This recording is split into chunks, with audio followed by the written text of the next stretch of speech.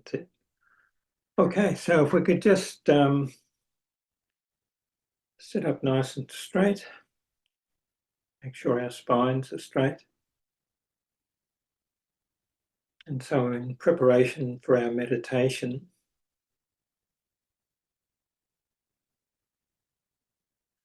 just still the mind, calm the body, and just take a couple of deep breaths. Breathe in peace and relaxation, and breathe out stress and tension. Breathe in harmony, and breathe out all the cares of the day.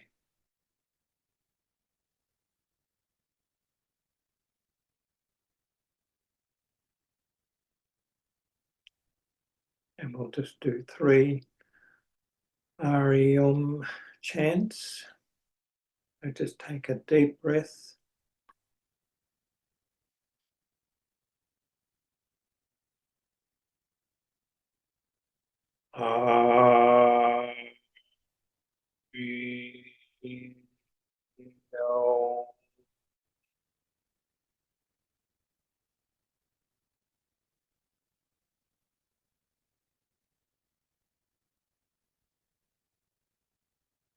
Breathe in deeply again.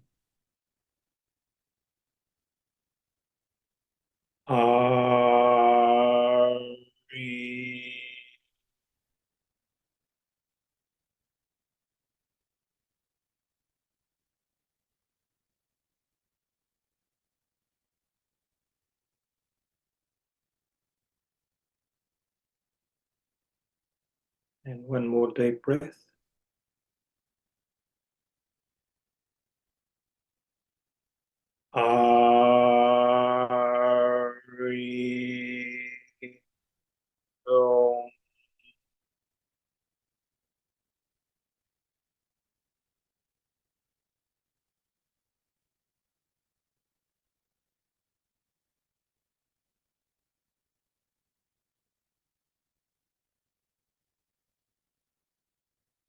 Okay, so if everyone could stop floating up near the ceiling and come back and sit in their chairs again.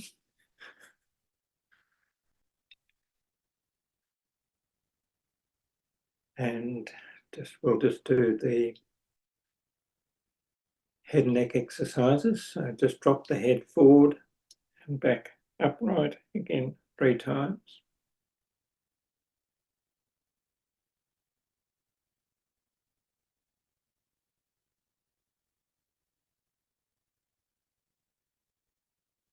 Drop the head back and then upright again 3 times.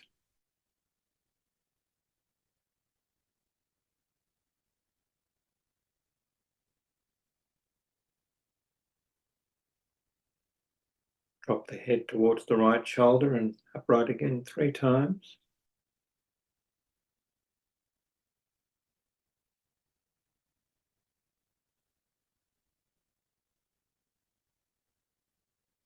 Drop the head towards the left shoulder and upright again 3 times.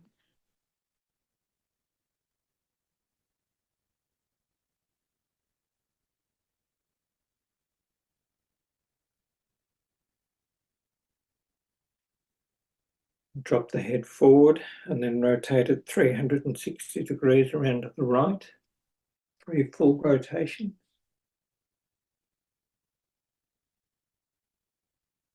Don't overstrain, just do it loosely, don't push it or try to do it too quickly.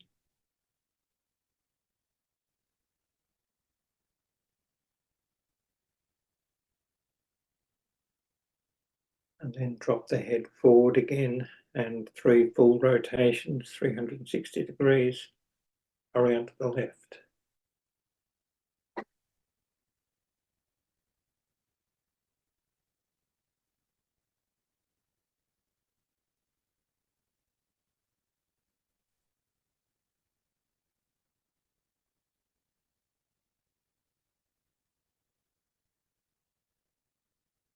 And now the alternate nostril breathing.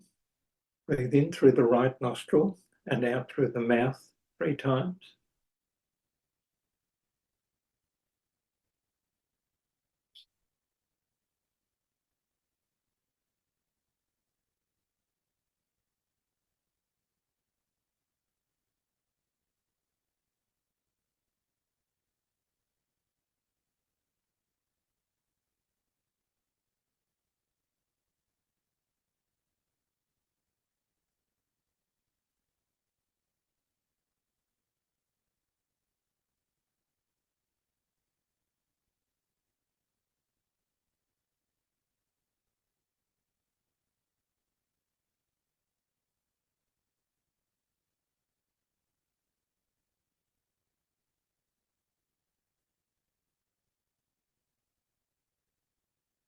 And then in through the left nostril and out through the right nostril 3 times.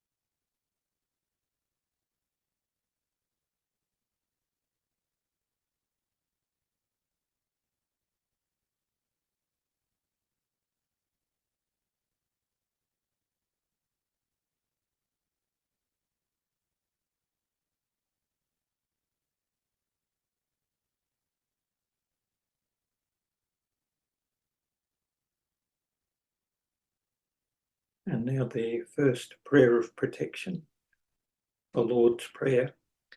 And if you're familiar with the 7 endocrine glands or chakras associated with the different parts of the Lord's Prayer, just see if you can focus on that part of the body as you say each part of the Lord's Prayer.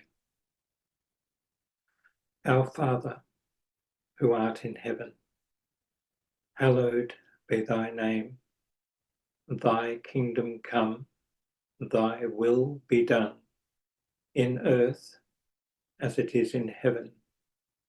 Give us this day our daily bread, and forgive us our debts, as we forgive our debtors. And lead us not into temptation, but deliver us from evil. For thine is the kingdom, the power, and the glory forever. Amen.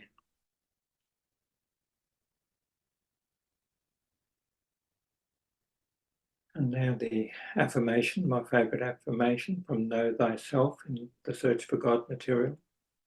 Father, as we seek to see and know thy face, may we each, as individuals and as a group, come to know ourselves, even as we are known, that we, as lights in thee, may give the better concept of thy spirit in this world. And now the second prayer of protection. As we open our hearts to the unseen forces that surround the throne of grace, beauty, and might, we throw about ourselves the protection found in the thought of the Christ. We just go into the silence for 8 to 10 minutes.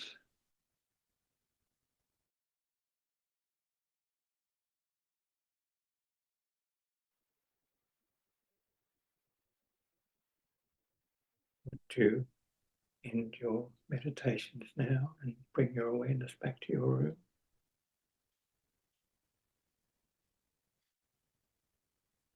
Father, Mother God, we ask that the energies that have been raised during this meditation may now go out to those who are in need of healing, in need of support, in need of love. And especially may it go out to those who have no one else to pray for them. Thank you, Father.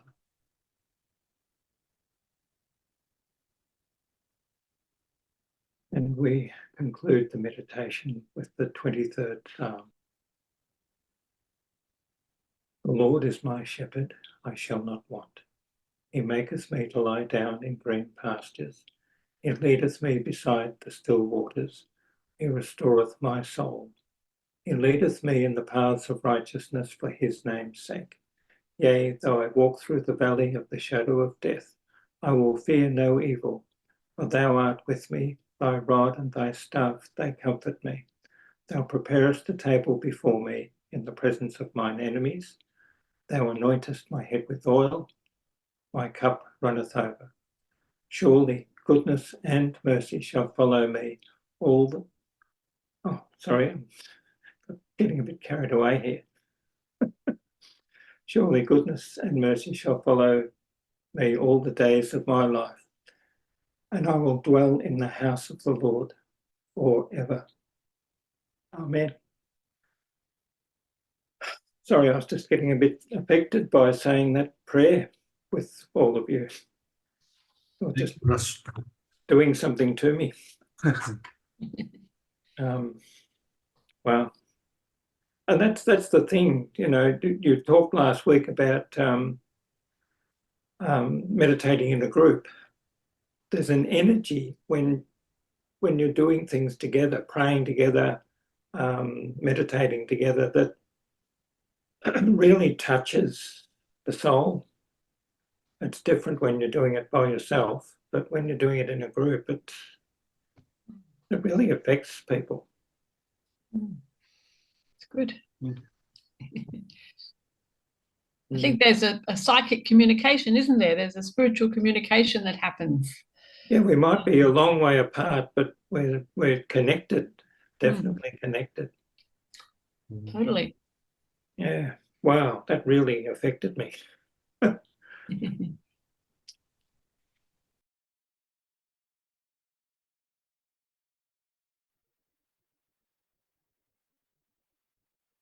Okay, continuing on from the book Meditation, A Step Beyond with Edgar Cayce, Creative Talent and Decisions.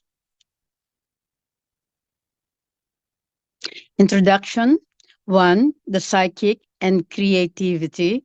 2. Decisions. Introduction. Artistic creativity is a manifestation of a gift from the highest creator of all. It is earned by certain individuals, but meant for the enjoyment and betterment of all people. To abuse or misuse such a gift is to trespass against the giver of all natural gifts. Knowledge and ability not used is a sin. This applies not only to an artist capable of creating a painting which could hang in a great museum, but even to miners with the ability to dig coal from the very bowels of the earth.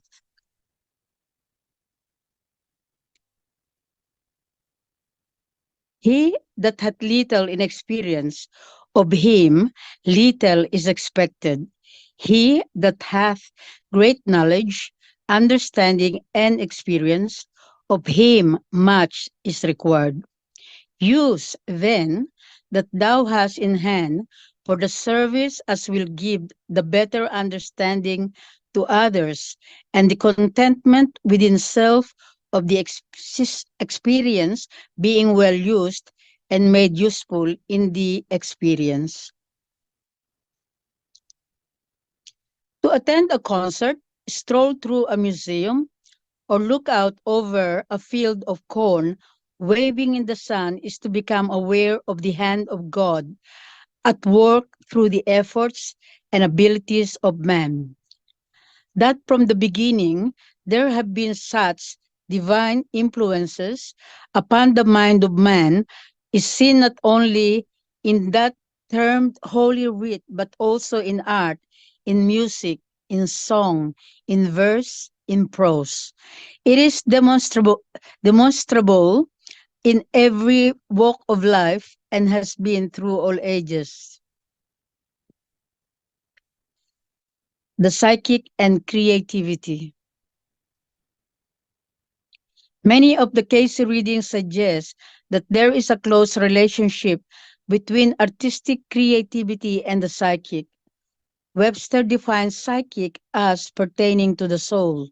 Therefore, reason must tell us that creativity is associated with the soul of man and has to come directly from the Creator. It is also safe to reason that creativity is heightened by contact with the Creator of the soul, and it is during meditation that creative guidance may be sought. The creative artists work best when they recognize that they are able to go within for direction and strengthening of their talents. The more developed the spirit body becomes, the more intense is the creativity. And as we know, in spiritual growth, individuals draw even closer to the giver of gifts.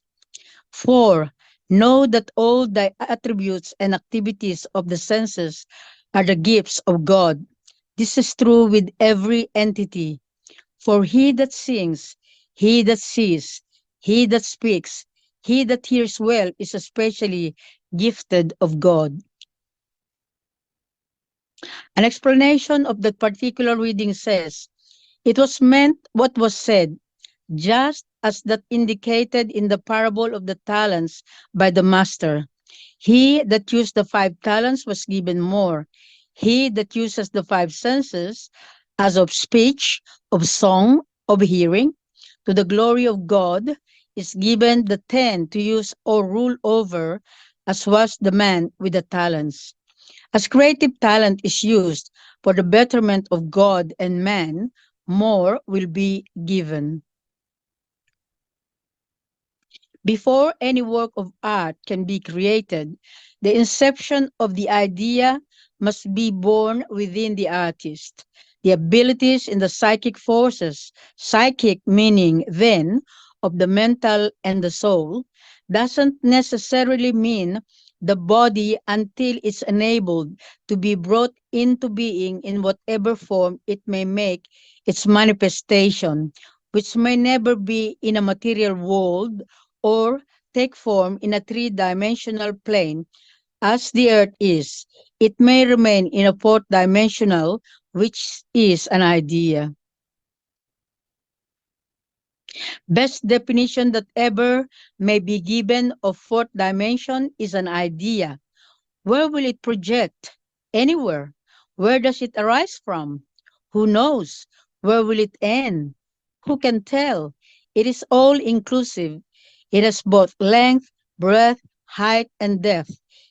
Is without beginning and is without ending, dependent upon that upon which it may feed for its sustenance, or it may pass into that much as a thought or an idea. Now, this isn't ideal that said, it's idea, see? If an idea is of the psychic or soul, then it can be of Christ, and an idea can be brought into fruition or remain merely as a thought or nothing. It depends entirely upon the individual receiving the idea as to what heights or depths it will be carried. Through the practice of meditation, we learn that it is possible for an individual soul mind to commune with the universal mind. It is through this conscious seeking that creative talent, as well as all things, may be intensified. We see the hand of God evident in all things, great or small. 2. Decisions. When a decision-making problem looms on the horizon, one eventually comes to a decision of some kind about it. But somewhere in the back of the mind, there is sometimes that little nagging doubt as to whether or not the decision which one has arrived at is the best one. There are times when one will take the problem to a friend, mulling it over and seeking advice. Of course, the advice which will be given is going to be based upon the friend's way of handling similar situations. One comes away still unsure about the way he that dealt with the problem in question. Also, the personal ego is inclined to get in the way, and one have a tendency to wonder what others will think about the way he is handling the situation, how his actions will be judged. However, when one has learned to accept the fact that each person is an individual soul linked to the creator of all souls, and he alone is the one to take all problems to, how much more should all aspects of life become? Failure and wrong decisions can result when one fails to recognize that he is ever waiting to counsel and guide all who will go within to listen and learn the answers. 4. The answer to every problem, the answer to know his way, is ever within. The answering to the real desire, that real purpose which motivates activity in the individual. These appear at times to become contradictory, of course, but no, as the illustration has been used here, attunement, atonement, and at-one-ment are one, just as the inner self is the portion of the infinite, while the self-will or personality is ever at war with the infinite within. For the lack of what may be called stamina, faith, patience, or whatnot, yet its entity, its soul, knows within when it is in an at-one-ment. With the world conditions that they are today, individuals often find themselves asking how to keep the spiritual ideals and still have the material conditions fall into their proper perspective. This may be done by disregarding the material conditions.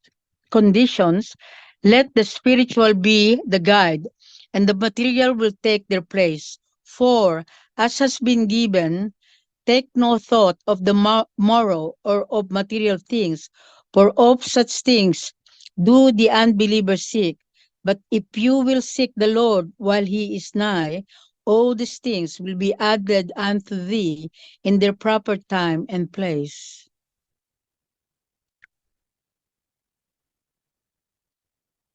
It is not always easy for the mental and physical bodies to turn their very being over to the spiritual body and uh, through it be guided. There will tend to be a constant conflict between these bodies until they begin to harmonize as one. The more persistently one meditates, the easier it becomes to accept the decisions he makes as being the right ones to him for him. Eventually, one does learn and understand that he can turn his life back to the Master and he will guide him in all things.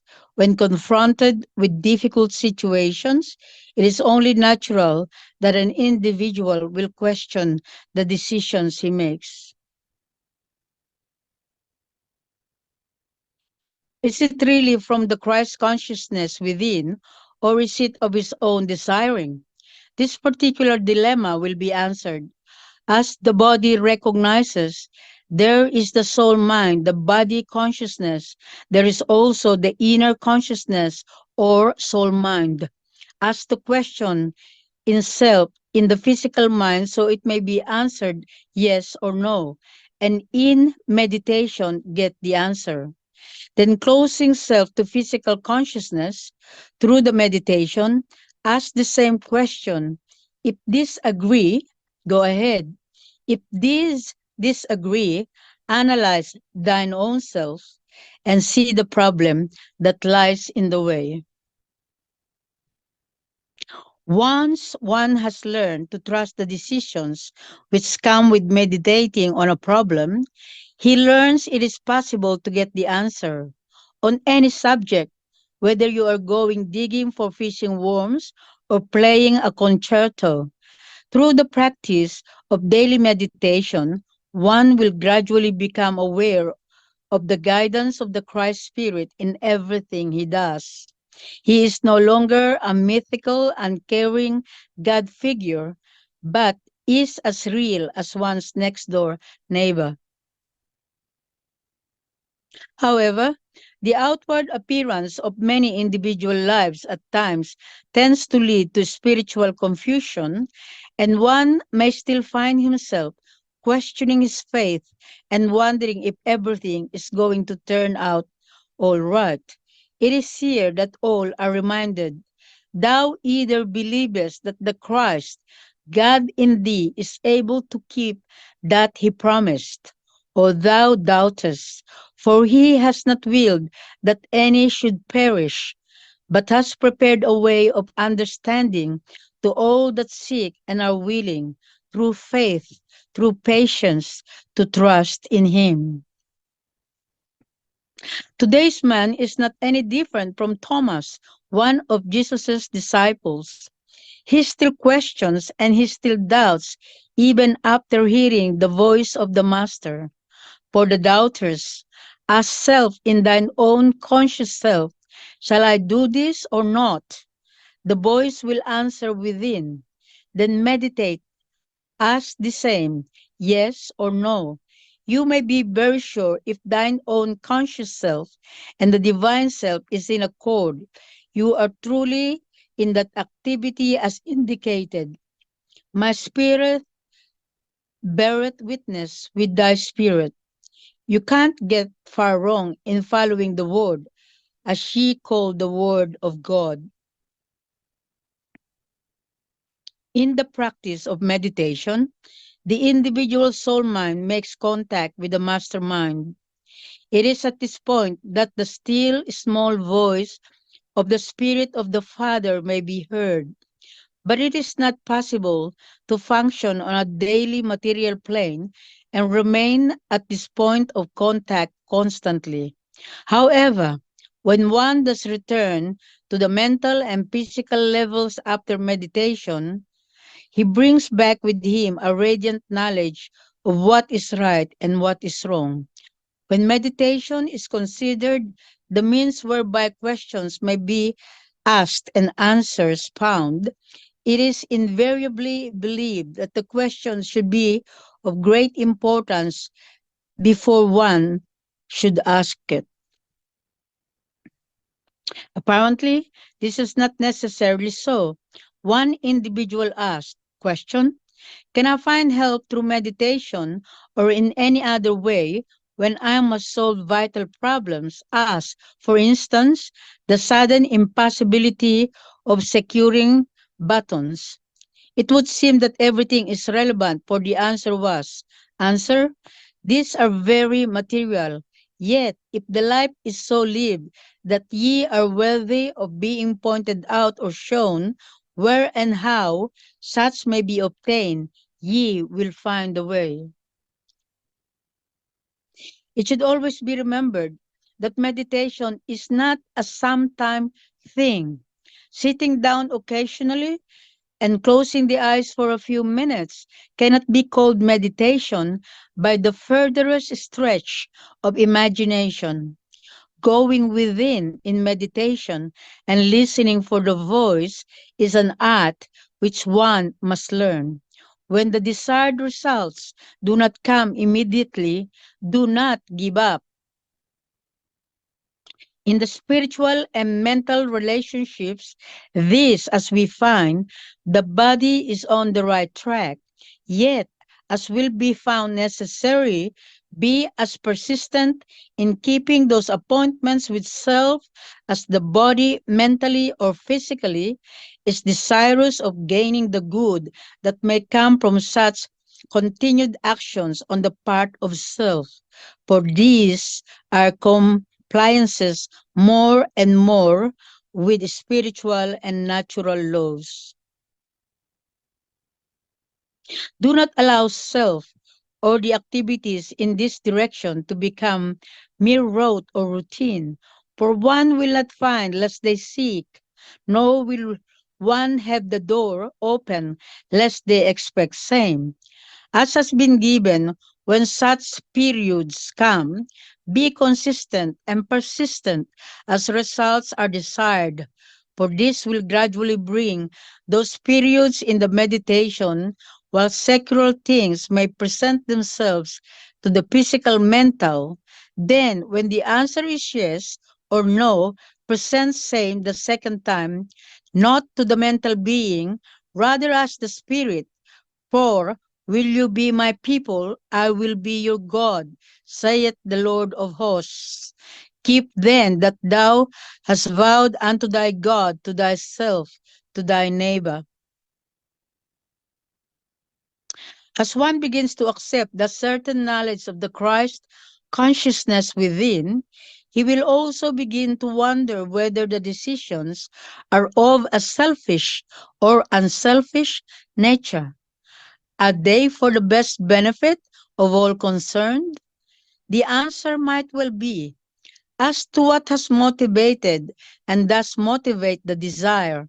It is for the self or for the glorification of the Christ consciousness in thine experience, that this or that may appear to self as being well, if such and such an experience were thine own. But as has been given, its soul may find in self an answer to that it seeks or desires to know from what source it, the desire, has originated or is in its impelling force. First ask self in the physical consciousness an answer and find an answer, yes or no. Then enter into the inner self through meditation and prayer and seek the answer there. For my spirit beareth witness with thy spirit as to whether thou art the sons of God or not. In thine activity, thine desire, thine purposes, thine aims. That concludes the first reading.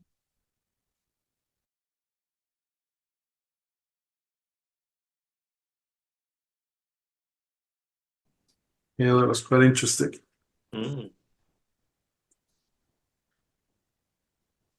Whoever thought that meditation is actually a tool Mm. for getting guidance in decisions and having clarity in getting a yes or no answer. Mm. Never thought of meditation as a process for doing that. Mm. Yeah. But it is, as we have learnt now a lot. Yeah, it's great. And also for inspiration for the poets and for musicians and artists. Very good. Mm. Yeah. I'm just wondering whether the likes of Einstein and Tesla, they were actually tapping into that, you know? I wonder if they actually practice meditation and they actually tap, so they're in the flow, you know? It's like going to the source. Mm. I think scientists often talk about that and having quiet time, going into their own mind. I think Einstein, he gets quoted so often, most popular scientist ever, but he often talks about his mind and not paying attention to a lot of things in the world around you, but really focusing internally. Yeah. Interesting. There was a man, Walter Russell, who was quite famous for some of the inspirational things that he brought through because he was in attunement, and there was a little book written about him called The Man Who Tapped the Secrets of the Universe.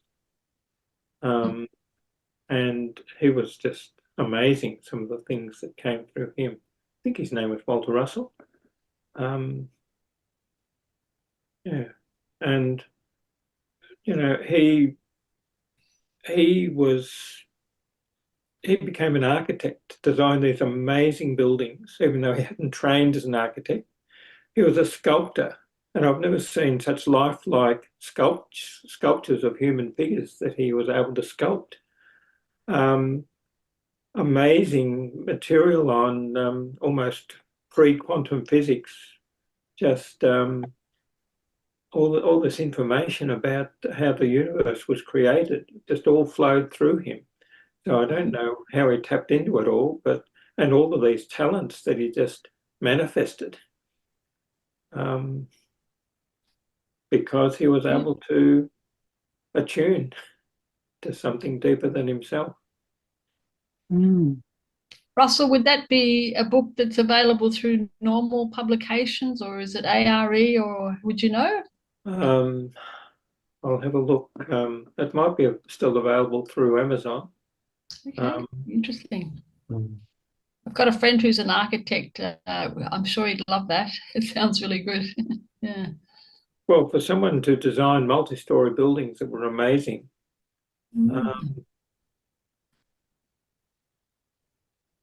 I think one will realize that there is actually a source, because even with the different inventions, I read it somewhere that different countries seem to actually discover the same thing at the same time.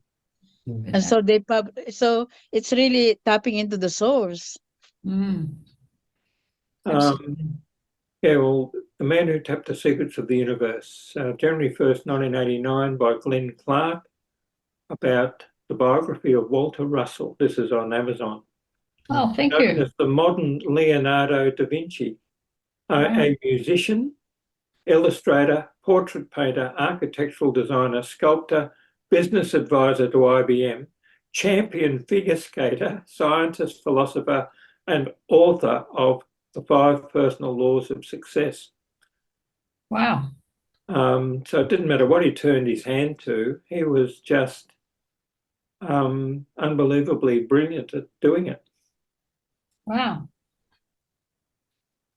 It makes me feel small. I think I need to tap into that. I think I belong to your club too, Keith. Totally. That's right. How do they do it? These polymaths, I don't think they sleep much. They really work a lot. They're attuned to something greater than themselves. They can tap in. He tapped the secrets of the universe. So he tapped into it and it was all available to him. Yeah. Edgar Cayce see- tapped you- into it as well. Do you see that one that I have? No. Oh. Up there? Yeah, that's what I made myself. Oh, It's out of leftover yarns from knitting. Yeah. And Oh, then I was okay. crocking it. Yeah. Okay. So it's that's what's sort of inspirational too. And I love it.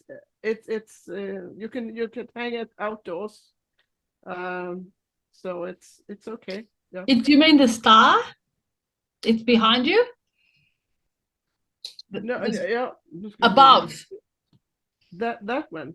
Yes. Uh, the See star. where I It looks like a Yeah. star. Yeah. Yeah, it is. It is. It is. Yeah, no, it's beautiful. Yeah. A symbol of adornment, I think. Ah, okay. Oh yeah. That's one. Oh, thank That's you. the two triangles. Mhm. Two Oh triangles. yeah. Yeah. Mm, That's true, isn't it? It is mm, two mm, triangles. Yeah. Overlapping. 3, 4, 5, Yeah. 6. A 6-pointed star. Yeah, mm, mm, mm. it's good. Nice. You can use it in anything. That kind of inspirational, creative, inspirational ideas that you get. It's amazing. I love working with colors. So I'm not a good painter, not at all. But you can buy books. Oh, sorry. You can buy books about mandala. Yeah. And you can paint it in the way that you want it. So that's one way to use the color and use that kind of inspirational. It doesn't look much when you are looking at it at first, but when you are starting, and you always start in the middle and then it's growing out. and you use the same color there, and it's amazing to see how it gives you power. It gives you power, really do. That's great. Mm. I'll just. I think everyone has talent for doing something inspirational. True, I really true. do. Yeah. Sometimes it can go very deep, but Yeah. there is inspirational, Yeah, everybody has their. creative, inspirational thoughts too.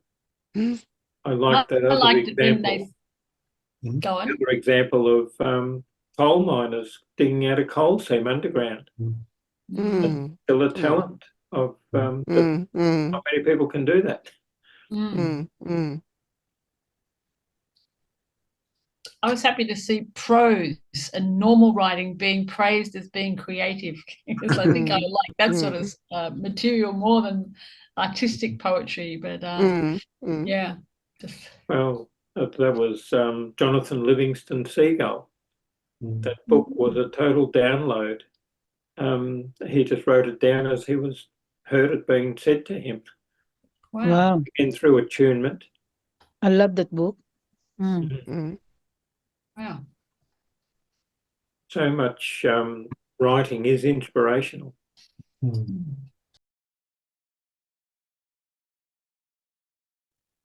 Okay. So, this presentation is about spiritual growth. All who learn to meditate, whatever may be the original reason, eventually turn to the spiritual aspects of it. It is only through the spiritual that one can hope to achieve the results which lead to a fuller life for an individual. And daily meditation cannot possibly be practiced without spiritual awareness and growth, slipping into the consciousness, however subtly. The influences of spiritual activity emanate from within an individual. And as there are the communications with the divinity within self for its uses or application in self relationships to the conditions surrounding same, in meditative periods, these bring harmony, that peace, that understanding that is not gained by those who do not commune with the divine within. And these, to be sure, are the basis of all endeavors from the spiritual rapport of an entity. These are not only helpful, but assist self or the entity to be the greater channel for helpfulness to others. For spirituality, as love, grows by finding expression and being given out. Spirituality, or that awareness that comes with turning in during meditation, will continue to grow and flower as it is given out to others, as in love. The growth of spirituality and love are as nothing unless they are shared with others. This does not mean saying one thing and doing another, but it does mean that they, spirituality and love, must permeate every cell of the body and mind and become a way of life, as vital to living as breath itself. Spiritual growth is very closely aligned with the search for truth. That which is truth is that which makes for an unveiling or the making aware in the experience of any soul its relationship with spirit or creative force. Spiritual awakening may also be equated with an individual's ability to know certain truths without consciously knowing how he knows them. The nearer one draws to the Christ consciousness, the more likely it is that spiritual realization will take place. And with the spiritual awakening comes knowledge and tranquility. Bearing in mind that all the knowledge acquired during meditation does not necessarily come through the creative force, it is recommended that everything be carefully analyzed and studied before acceptance. The acceptance of none other than the Christ Spirit is the only answer to that which is sought during meditation. Regarding those influences that are active upon the soul consciousness of an entity when it meditates deeply, unless there are those preparations within self for the proper attitudes, there may be brought about such influences that become detrimental to the physical attributes and make a miscomprehending of that soul development, which is the birthright and privilege of each soul in the material world. So through the study and practice of meditation, individuals have learned that they must turn within if they are to set their feet upon the path which leads to spiritual growth and self-realization. The search is stimulated by the soul's ever-constant yearning to be reunited with its creator. For the soul never forgets, and that which is practiced to the soul, in the soul, will bring eventually a growth in the knowledge, in the understanding of the love of the creative force. Knowledge and spiritual growth are not going to come from the outside. Only by shutting out all else and going within during meditation does one actually become aware of that which he is trying to find. To a degree, deep prayer and meditation involve transcending the physical and mental senses. It is in this complete unawareness of all physical things that one may become attuned to the Christ consciousness within. Once this has been experienced, everything else then falls into its proper perspective. Do not be misled, though. Unless the knowledge and growth are used, they can very easily slip back into the unconscious, and one will then have to begin the search over again. The assurance of his presence is not guaranteed to remain in the consciousness. It is very much like a love affair where one must be told repeatedly that he is loved as he loves, or a nagging doubt starts to creep in. The material mind, accustomed to logical thinking, will say it is all wishful thinking, or perhaps it is the imagination playing tricks. Doubt does not pick chosen ones to haunt, but comes to all who seek and search for truth, knowledge, and spiritual growth. The white light, or the manifestation of the Christ consciousness, can be revealed in all of its glory, and before many days have passed, one will begin to wonder if he really did have the experience and enlightenment. To be ever aware of the presence, one must get it well set in the mind, seeing it, closed self, mind, eyes, ears to the outside world, recognizing as a fact, if I would comprehend, I must open my inner self, not the outer self, to those influences, and the awareness flows in. By knowing the Father through turning within during daily meditation, by the abiding of his laws, by the giving out of love and concern for one's fellow man, does the spiritual growth come to every individual.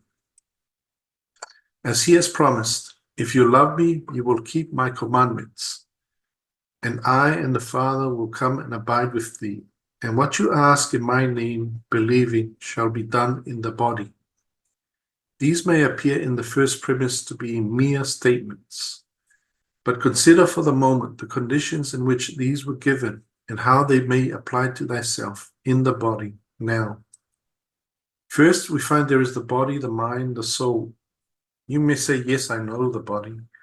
I experience the mind, but I know not the soul. The soul is that which is the image of the Maker, and only in patience, as the Christ gave, may ye indeed become aware of thy soul's activity. Through its longings, through its convictions, through its experience into the realms of the spiritual undertakings. How do these come about? Then how do they apply in thyself? As ye have been taught, as you are aware, the Godhead is the Father, the Son, the Holy Spirit. Just as in thyself, as the pattern, the body, the mind, the soul, they are one, just as the Father, the Son, the Holy Spirit are one. they each functioning in coordination or cooperation as one with another, become as thine own experiences in the material world. The awareness of the consciousness of that God force, that spirit abiding within. Then there has been shown the way that the Father is mindful of his children, that these as they appear in the earth, yea, thyself, are a portion of his manifestation, not as an indefinite force, not as an unconcrete thing, not as just a mist, but just as is manifested not only in the Christ, but as manifested in thee, thy desires to do right, thy desires that there be the manifesting of love, of patience, of hope, of long-suffering, of brotherly kindness, of doing good even though others speak unkindly, when others revile thee, when others say those things that in thy physical consciousness find resentment.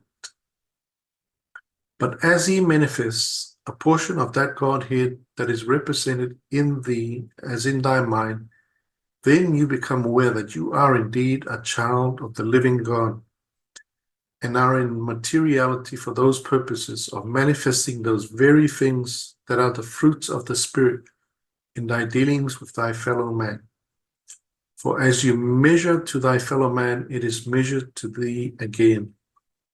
This is an unchangeable law. For as you ask for forgiveness only in those measures in which ye forgive, may ye be forgiven. For are you not seeking to be one with him? Then only as you forgive, may ye be forgiven.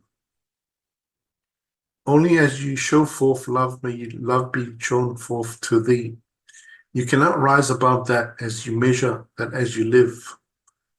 For as the expression of life is the manifestation of that love, then in the measure as it meets, so is it measured to thee.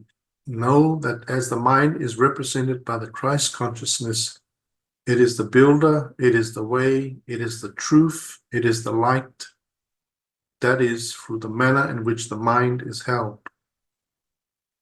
Not that it denies, not that it rejects, but that it is made as one with the purposes he, thy Lord, thy Christ, thy God, thy holy self, would have it be, not to the glorifying of the body. For even as he, thy Lord, gave, I can of myself do nothing. It is as the Father worketh in and through me. Then it is as the body, the mind, the spirit, the motivating forces, coordinate as one with another with the divine law. You know the law. What is the law? Thou shalt love the God thy God. Thou shalt love the Lord thy God with all thy heart, thy mind, thy body, thy neighbor as thyself. This, as he gave, is the whole law. There is none above that. And ye may, as he has promised, become aware in thine own consciousness of his abiding presence by the awareness that may come to thee as you meditate, as you pray from day to day. Ask, and he will give. For as you walk, as you talk with him, you may become aware of his presence abiding with thee. For this purpose ye came into the experience, that you might glorify that consciousness, that awareness of his presence, of his spirit abiding with thee. You give manifestations of same in the manner, in the way in which you measure that love to others about thee, day by day. This do, and you will know the truth.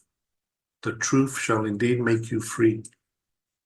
Not condemning, not finding fault here nor there at any of the experiences, knowing that God is, and that you must, that you will, that you may, and it is the glorious opportunity, the glorious promise to be able to be kind, to be gentle, to be patient with thy fellow man day by day.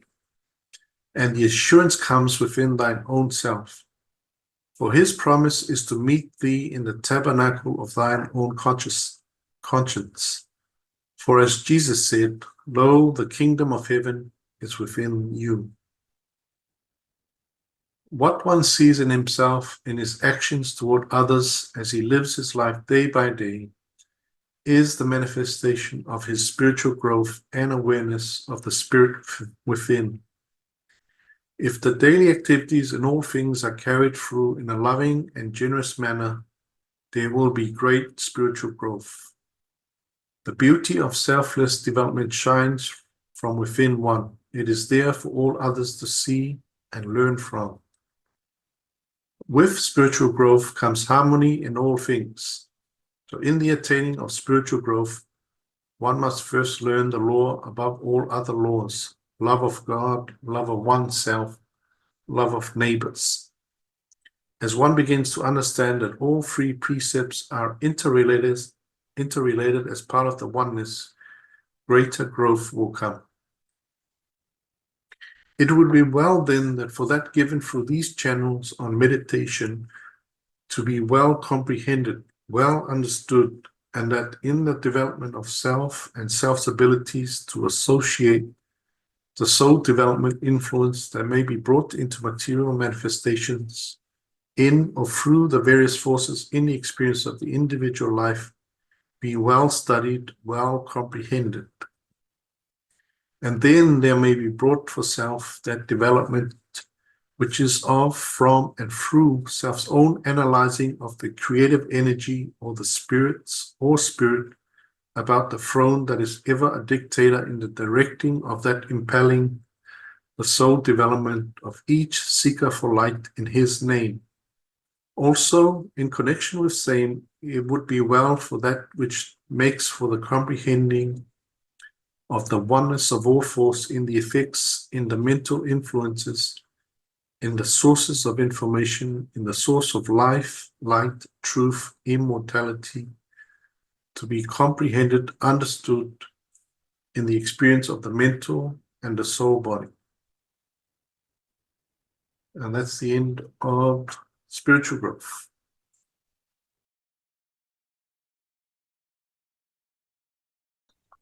I think it ties in with the previous talk by Lunte, being artistic creativity, and then spiritual growth is the more serious one,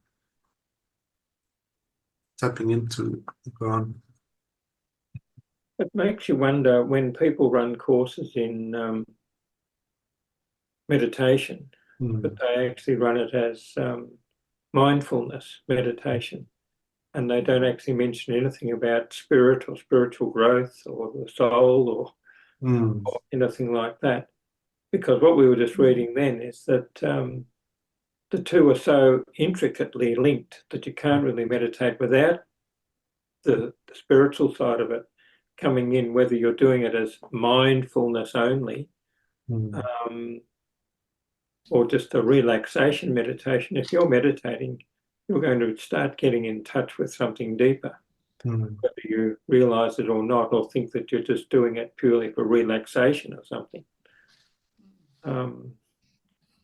So it would be interesting to see what happens to people that go to a mindfulness course and they're starting to get in touch with the deeper levels of their spiritual self. But I think they could use that as a foundation or a stepping stone to higher things. You know, they might want to seek deeper. So the cause is not lost if, you know, maybe there's a yearning inside of them that they need to look for something. And that's like the first step. And then they want to look for something deeper. Well, that's right. If they don't believe in anything spiritual, don't believe in God or anything, but they're happy to come along to a mindfulness meditation program, maybe they feel that's the safest way they can do it. They're going to be indoctrinated with anything religious or spiritual. Yeah.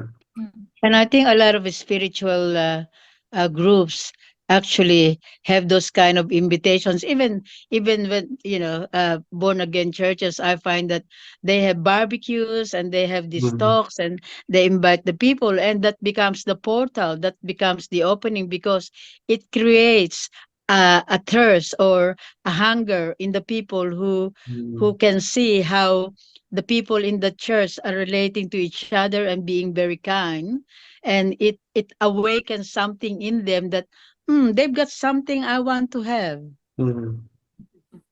That's Yeah, right. because I looked into neuro-linguistic programming, and I realized that that could be a pathway that leads towards, so that after NLP there's hypnosis and self-hypnosis, and then that leads you to Edgar Cayce, because he was going through self-hypnosis and then he was accessing information, and then you go deeper. So that could be another pathway for spiritual seekers. They're not spiritually seeking, but they're seeking something, but that leads them towards, deeper into their mind and then spirit, hopefully, through NLP and hypnosis, self-hypnosis, and then into Edgar Cayce. I was rereading the book Magic Power of the Mind, which came out in the 1960s, and I had not realized that it was based on Edgar Cayce's reading. Oh, It's really interesting to read, because that was one of those early books that became bestsellers about the power of your mind and the use of hypnosis and of affirmations and these sort of things, and the power of your belief. Is that Joseph Murphy or something? I don't have the name. It's on my Kindle. I can have a quick look. Let's have a look. It just became a very big, popular book. But that's, it's like all pathways lead somewhere, and they end up being spiritual. Yeah. Magic Power. Posted quite a few readings on the Edgar Cayce Enlightenment group on the pattern on the mount. I had a collection of all the pattern in the mount. I was thinking, what is the pattern in the mount? Then I realized the pattern in the mount is the Christ consciousness. Oh. Yeah. So that's within us, the pineal and the pituitary spiritual centers. That's the pattern in the mount. That's the top, in our head when we're doing meditation and we connect. Oh, okay. Yeah. That's the mount up here. Okay. It's where the Christ consciousness is connected.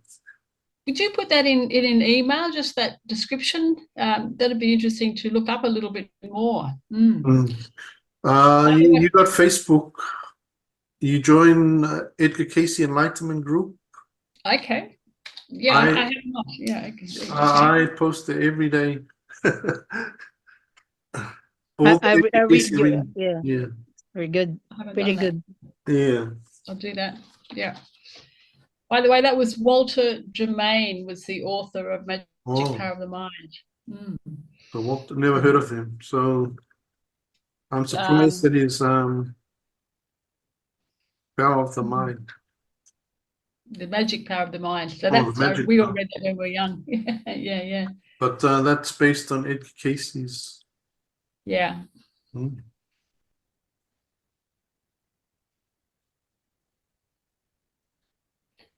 was interesting in your talk there that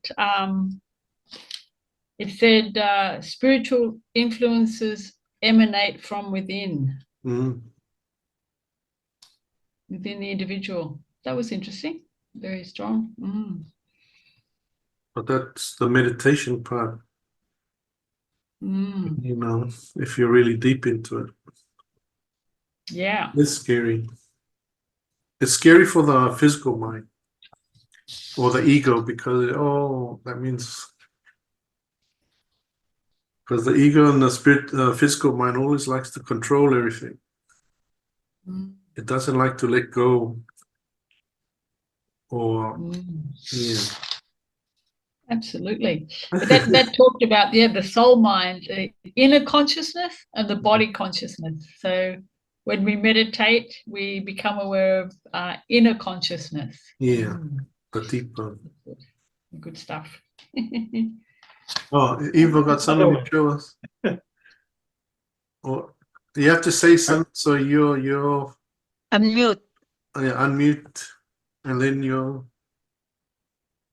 So this I made about 25 years ago, and Oh. that was an inspirational way of doing it. It's like well, That's the it's seventh. the body. It's the body. Yeah, yeah. It's good. The Christ consciousness on top. Yep, it is, and it's the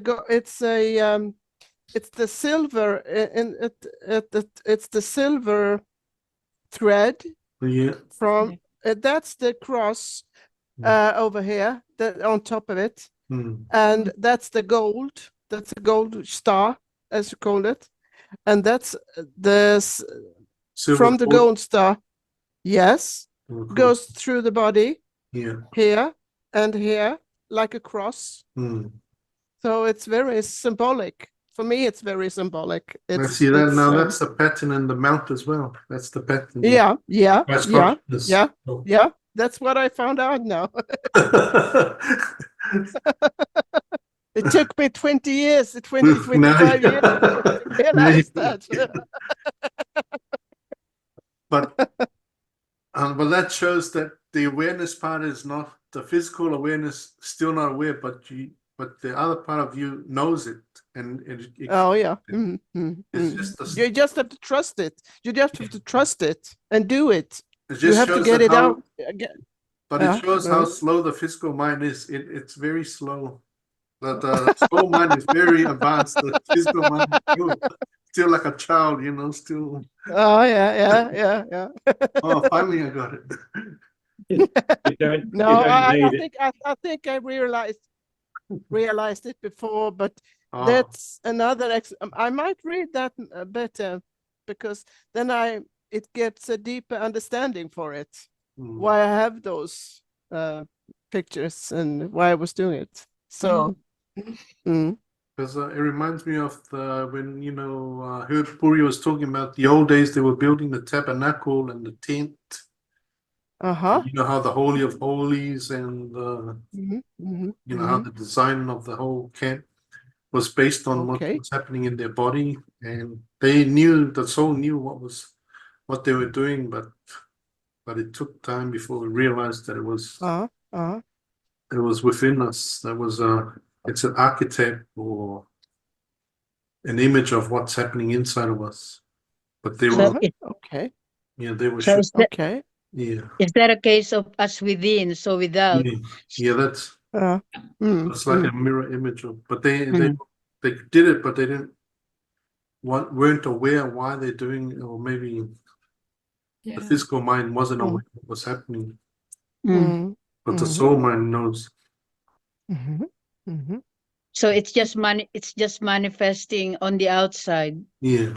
And you're going through the actions, doing it's a tip. But if you show those pictures for other people, they don't understand anything. What's that? They think it's very childish. But here in this group, it's okay to share it, because you are. You are safe, Eva. You are safe here. Oh yeah, I know.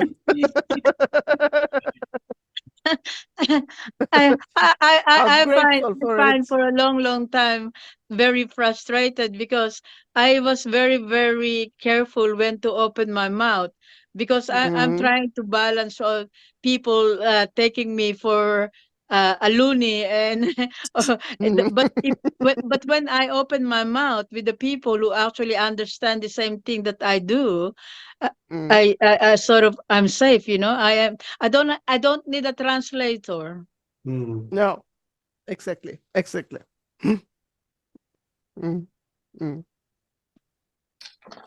think that came out in today, or in our readings. Truth does not need a champion. No, it just comes out. Yeah. That's good. Okay. I like that picture. That is beautiful. Thank you. The picture, Eva. It's really lovely.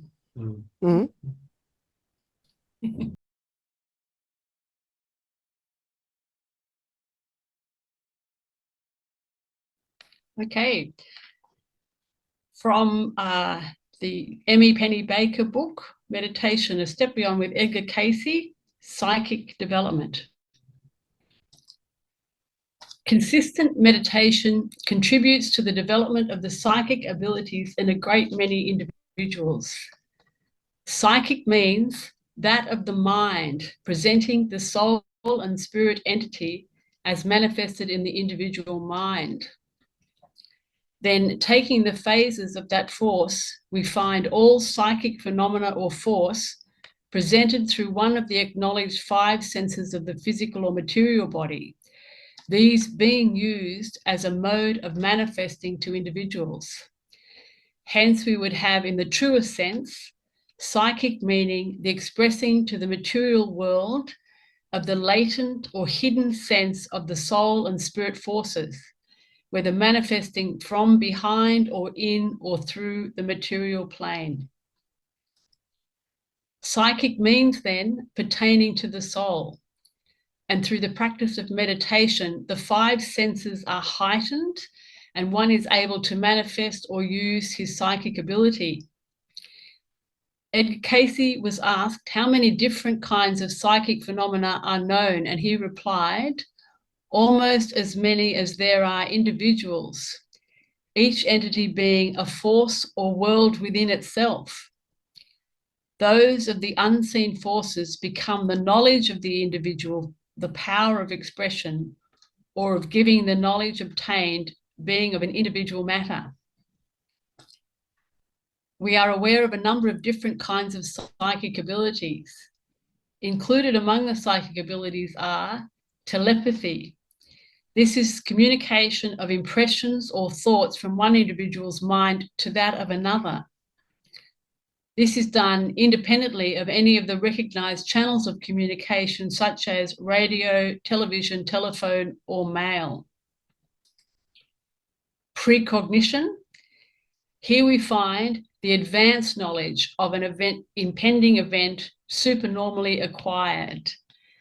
There are now a number of different organizations in various parts of the world where individuals with this particular psychic ability may register their advanced knowledge or impressions. It is hoped that in time, this advanced information may be used to warn people of coming disasters, such as earthquakes, floods, and things of that nature, which contribute to man's unhappiness. Premonition. This is very closely akin to precognition, and that in that it is an indication, sometimes indefinable, frequently personal, of any kind of event or happening still in the future. This could be expressed as a hunch or feeling that one might have. Telekinesis. This is the developed ability of an individual to cause an object to move without physically touching it. Clairvoyance. Individuals with the heightened psychic ability of clairvoyance have the faculty of seeing scenes, events, and other things in the future or in the past. They may see individuals participating in something which is yet to come or has already happened. Those with this gift also sometimes have the ability to communicate with spiritual matter on other planes. Frequently, through the use of clairvoyance, lost objects or people are located. The few psychic abilities briefly described are the most commonly known and accepted one. In all probability, many more will be discovered as man learns to accept that which he cannot see or now understand. There are many individuals who realize the benefits which may be derived as a result of developing the psychic abilities which lie latent within everyone. Also, they would like to know how to better develop the abilities.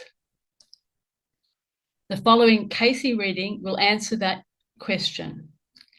Psychic is of the soul, the abilities to reason by the faculties or by the mind of the soul.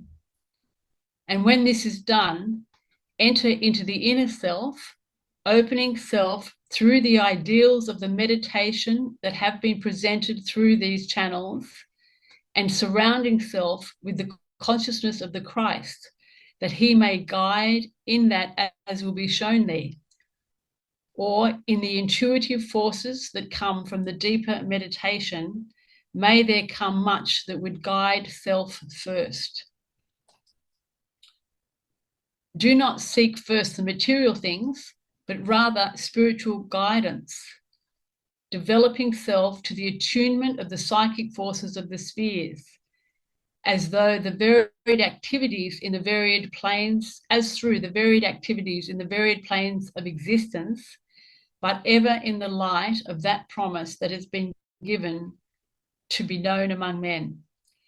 If you love me, keep my commandments, that I may come and abide with thee and bring to thee remembrance those things that thou hast need of, that have been between me and thee since the foundations of the world. Meditation is the surest and safest way to develop psychic abilities, for it is then that one is in tune with the Christ consciousness, and it is then that the soul forces within are awakened. It is through the awakening of the soul forces that the seemingly unknown is most frequently made known. It is during meditation, in the stilling of the physical mind and body, that the psychic abilities are allowed to emerge from the subliminal, or from below the level of conscious knowledge. Once the spirit of the Christ consciousness has been allowed to penetrate the level of consciousness, the barrier separating an individual from all knowledge gets thinner and thinner until it no longer exists. The past, present, and future become as now. Use of psychic ability. Psychic forces cover many various conditions, depending upon the development of the individual or how far distant the entity is from the plane of spirit and soul. Each individual must determine for himself the manner in which psychic ability will be applied, or even if he is desirous of developing it. Psychic ability is, as with all things, under the influence of free will, which is God-given. Therefore, know that thy mind is the builder, and that it is true, as given in the days of yore, that today now there is set before thee good and evil, life and death, choose thou. For with the will, that is the heritage of each soul, thou choosest that which is to bring harmony or peace, or destructive forces with their attributes of every nature. Then weigh them in the balance of thine own conscience, in the light of that for which thy own mind and body calls. For no one can, no one must make these choices but self. One must decide why he would desire to develop psychic ability or to see beyond the known. If it is for self-gratification, do not tamper with unknown forces. If the acquired ability is to be used for the betterment of others, decide how this is to be done before proceeding along the path of knowledge. All who are interested in developing psychic ability must take counsel with soul, and let this be as the first experience in thine psychic self. For psychic as given is but a name, yet its metes and bounds take hold upon the mental, the material, and the spiritual things in the experience of every soul. But ask in self, what is my purpose? What is my inner desire? Is it an experience that I may exalt my inner self, or that I may glorify my Maker, my Redeemer, my Lord, my Master, and get the answer from the mental self? Then enter into meditation in the wee hours of the morning, when the world at large is quiet, when the music of the spheres and the morning stars sing for the glory of the coming day. And then ask the soul, and let the spirit of self answer audibly, Yes, within thine own heart will come the answer, yea or nay. Psychic phenomena are a reality, often spontaneous and sometimes unexplainable. They may be frightening if one is not aware of the meaning and source causing the particular experience. Psychic phenomena go deeper than the physical mind on into the soul, and who knows how far beyond. Psychic ability should not be experimented with out of curiosity, nor should the development of it be hoarded and used for selfish means. For that knowledge of all universal force that may be obtained through the psychic force is that of man's individual condition to be dealt with. All force that may be obtained from such source and not used as self-aggrandizement or for the selfish purposes of the physical attributes may be, should be used and given to the world. The understanding of all laws, for that is the law, the understanding of the law pertaining to any given condition. Then we would give any condition that may be met through such knowledge without the advantage taken of another individual through its lack of such law or knowledge should be used. The use of psychic force by any individual is only the using of the spiritual law that makes one free, but not freedom to take advantage, no more than that the gods take advantage of the knowledge of man's weakness to use them as destructive forces. Through man, all law to the physical plane or material plane is made manifest, but the manifestation is of the compliance as made with law. The knowledge of such gained through psychic force cannot be abused without receiving the same condition under which this puts such a condition upon the individual.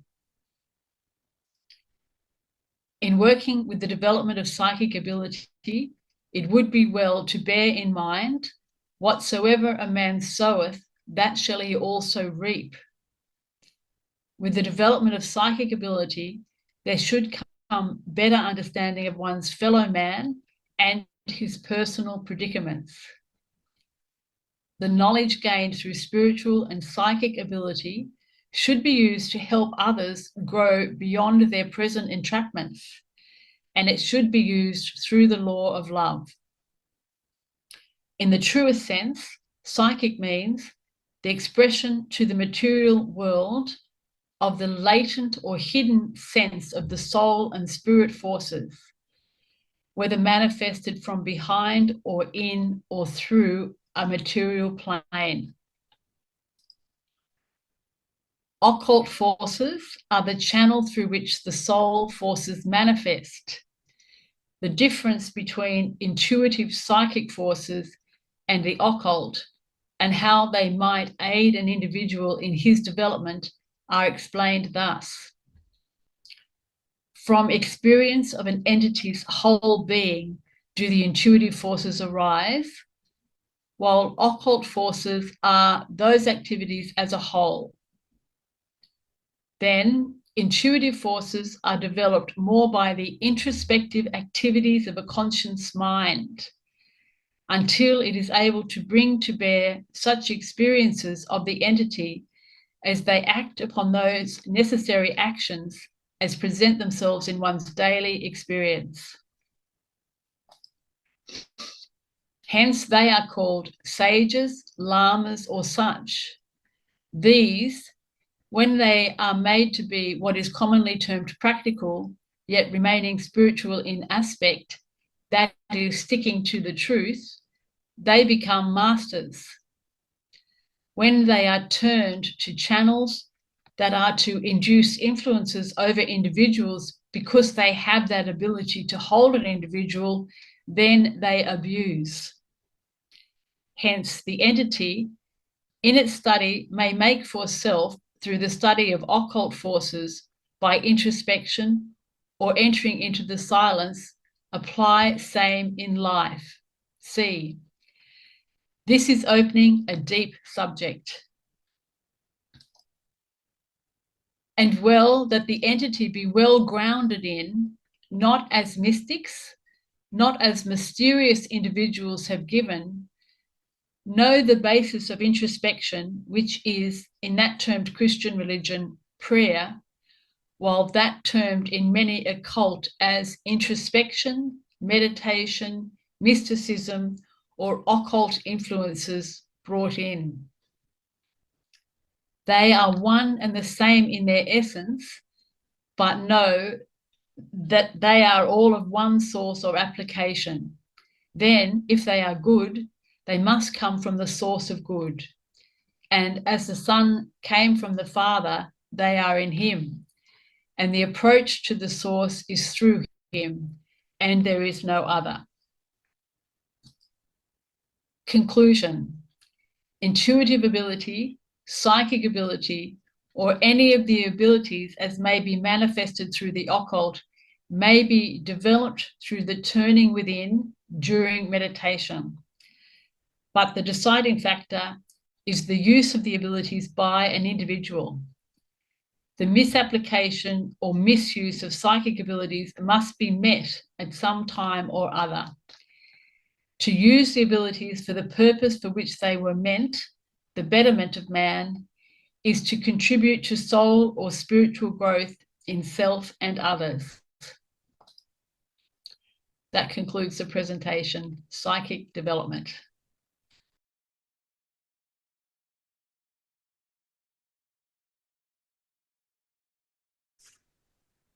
It's I've lost my interesting screen. that the Cayce readings talk about there's only one mind, and we all share that one mind, which is the mind of God. But that makes it very easy to understand things like ESP. If there is only one mind, and that's why we can tune into other people's portion of that mind and connect with them through ESP, because it's just all the one mind, all linked together. Yeah. That had a great line about past, present, and future becoming now. That was an interesting line in meditation. I think the thing that stands out most for me in that reading is the fact that what comes to mind is those spiritual leaders, or like, Baker comes to mind, and so uh, the leader of the Orange people, where they abuse the gifts that they have, and so it didn't end very well. And the other thing that came to my mind after thinking of those people is, but for the grace of God, there goes I. Because when we reach to that level of attunement, um, we can easily fall into the same trap. Yeah, Right. if we are not careful, and if we don't keep on track with serving God, that everything that is given to us, all those gifts, are really just for one purpose and one purpose alone. Yeah. That's right. There's so many different paths. It's pretty easy to go down the wrong one that's painted as though it's going to be promising. Temptation is. I think That's last the week word. we mentioned about psychic drugs, drugs that influence the mind, that change the mental condition, and how they can, people say, oh, that's going to be wonderful, that will open up your mind, and yet it's really going down a wrong path. But so you have to choose carefully what path you're following. And I think it's also a constant reminder, because I can talk for myself personally.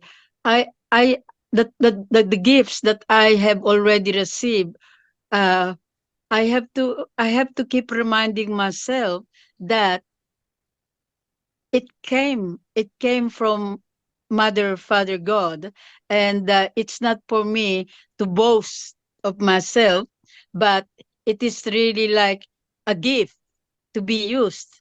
It is a gift to be open for others to have pleasure from as well.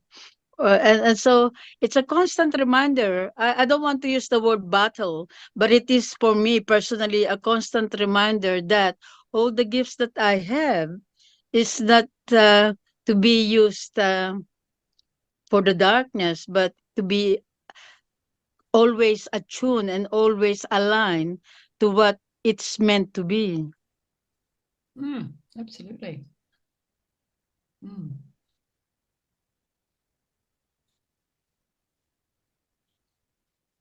So I think that they've gone. no. I'm I was just just going to say the meditation increases your ability to feel comfortable with your decisions at all times, and probably therefore with your decision making as you go along. So there's an increased degree of confidence and comfortability in your path that comes out of the regular practice of this kind of spiritual meditation. Keith, what was it you were going to say? Two things. The first one was, but you don't want people to depend on you. You want them to be independent and find their own. Because I think that's a mistake when you start to control others, when they make them dependent on you too much. But the second one was the next week will be the last for the presentations, and then this book will be finished. There's only 2 more chapters to go, so, and the summary at the end, so that'll be free. Okay. So then we have to decide what we're going to do next, or what book we're going to do next. Have you got a short list of meditation books that you've got in your mind, that you think it will be one or other of the another meditation? I was thinking of Meditation and the Mind of Man by Mark Thurston and Herb Puryear. That'd be great. I'm sure Thurston and Puryear are very good. I don't know. Well, that's What's the hesitation on that one? it's quite deep and deep. Oh, it sounds good. You have to be a very serious Edgar Cayce reading person to, because it relies heavily on the Bible and the readings. Might be too. What's the word? First source, primary source kind of book. Ooh, primary source is hard. We're not in kindergarten level anymore. We're starting to get to the senior level. Master. They're great writers. What's the other? Did you have 2 short lists? Another book? There was the other one, Mark Thurston's book, Meditation one. I forgot the name. You know Mark Thurston's one, Meditation. I'm not sure what the title is. I think The Inner Power of Silence. Okay. Inner Power of Silence, yeah. Yeah. That's more like a sort of general. So you can decide. I'll let you guys decide which one is The Inner Power of Silence or Meditation and the Mind of Man by Herb Puryear and Mark Thurston. Either way is fine by me. Okay. Either one. Yeah. Here I was initially thought that when Keith invited me to this, that okay, we're just going to learn about how to meditate.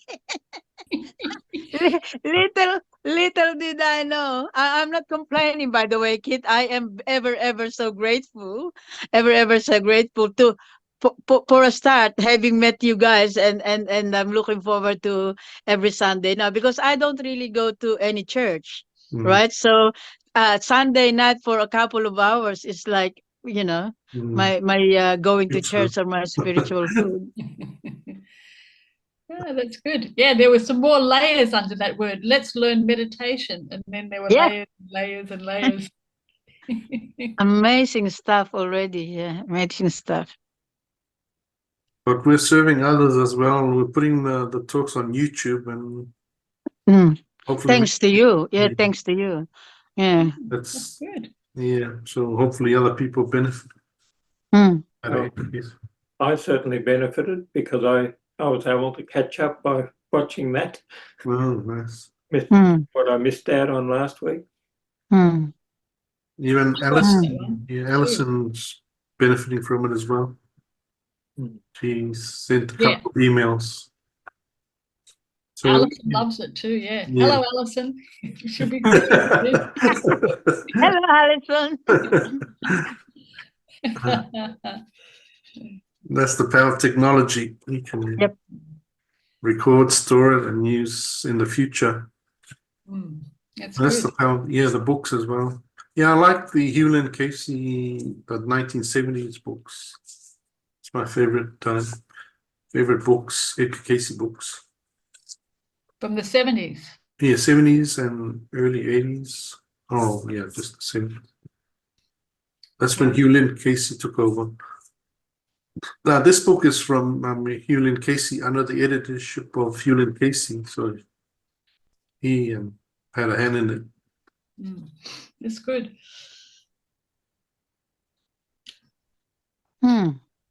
Well, we'd have to see what we do next. It's going to be a surprise, I think.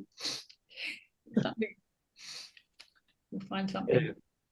Keith may surprise us by saying, well, we're not doing either of those books. We're actually going to do this one. But that could be the fourth option. That's the end. Next week is the final session. I think the one that's more in depth sounds more appealing than the one, because that inner power of silence, it may be that we've done a lot already if it's kind of summarizing what we've already covered. While the other one, I think you're saying the implication is that it is less like that. Yeah. It may uncover different things. Maybe it's possible to do that more in-depth book, but seeking out not so much to repeat the readings or the quotes from the Bible, but to pick up on what they conclude. Is that possible? Yeah. Because there may be a fair bit of work for you if you're going to try and summarize a chapter, and it's quite a lot of readings. Yeah. I think what might happen is like one chapter will be divided into maybe 2 presentations or 3. Okay. Because it's quite a bit. So that might be the way to go, is to instead of having each chapter, one chapter for 3 presentations in one chapter. I see. I prefer the meditation and the mind of man, I think, because I really like Herb Puryear's work. Mark Thurston sometimes can be a little bit too heavy going. Herb is more practical and applicable. So the combination of the two, I think, might be is the way I'd prefer to go. Yep. Cool. So we got till next week to decide. We'll make the decision next week. But I'm leaning towards meditation and the mind of man.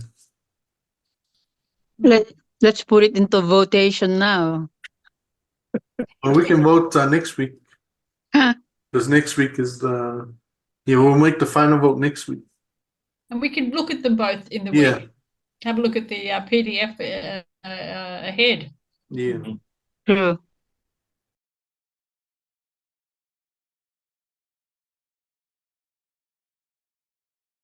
If we could just go within and tune ourselves to our inner self. Just feel that part of you deep within, the source of the still small voice, the soul, the higher self, Christ consciousness. Whatever name you call that connection with God, that part of you that is part of God. Just tune into that. Feel that part of you within, deep within. It's always there. It's always connecting with you. Always connecting with you during the daytime and through dreams at night.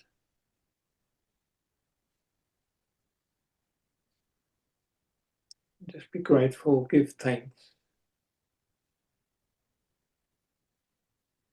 that you have this built in to your very being, a part of God, a part of everyone else that has been created by God. We are all one, we are all connected, and we all live and move and have our being in God. And we pray now, Father, Mother God, that we may be guided, that we may be shown the best way for us to undertake that purpose for which we incarnated, that we may be better channels of thy blessings through all that we contact every day, that we may be in tune with not only ourselves, but with thee and with all other parts of your creation, the animals, the birds, the fish, the insects, all the other manifestations of life, trees, plants, the oceans, the very rocks on which we stand, that we may become more attuned to every part of your creation here. Help us to manifest thy will to make this world a better place for all. Amen. Thank you, Russ. Amen. Thank you, Russell. Thank you, everyone. Thank you. Thank you. See you Have a next week. great weekend. Bye-bye. Bye-bye. Take care. It was great. Yep. Bye. Yeah. Bye. Bye.